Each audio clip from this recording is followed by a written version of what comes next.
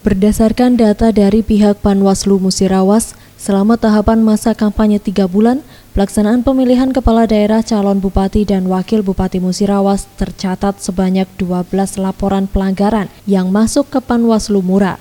Ketua Panwaslu Mura, Korul Anwar, yang ditemui Jumat 11 Desember 2015 mengatakan, pihaknya telah melakukan penyelesaian berbagai kasus laporan masyarakat maupun petugas Panwascam terhadap indikasi pelanggaran yang dilakukan paslon maupun tim suksesnya.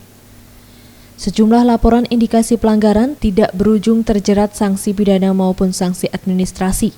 Hal ini lantaran bukti yang kurang kuat, pelapor yang menghilang hingga pelaku yang tidak masuk dalam tim sukses paslon.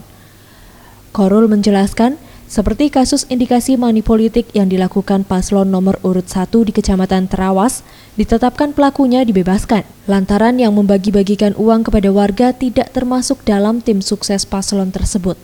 Meskipun pelaku telah menyuruh warga memilih nomor 1 saat hari pencoblosan. Laporan dan temuan itu ada 12 yang sudah masuk yang sudah terregister ke Panwascam dan Panwas Kabupaten. Semuanya sudah ditindaklanjuti, yang belum. 10 sudah ditindaklanjuti. Ada laporan yang terakhir itu di Kecamatan Jaloka, sama dugaan bagi-bagi duit, money politik di Jaloka itu masuk di tanggal 8 kemarin.